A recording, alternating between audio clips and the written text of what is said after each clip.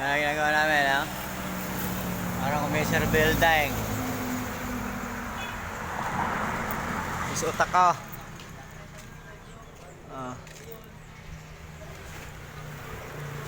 Para akong ano. Isuot ako. Mataas. Ayan, o.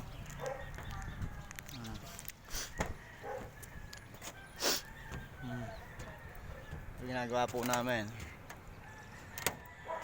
Ayan, 16 po yung bakal niya. Ayan. Ito na po yung rebar. Ito na yung rebar niya, no? Ayan po. Ayan, magang baga, binidyon ko yan. Ito po kami nagsisimula ng trabaho, mamaya pa. Maga pa eh.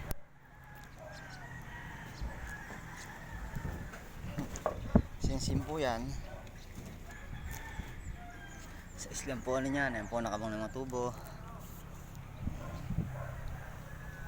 Dito sa Tansa, Cavite. Hi, hello.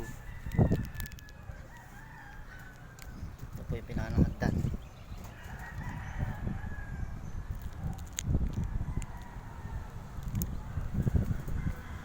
Bila.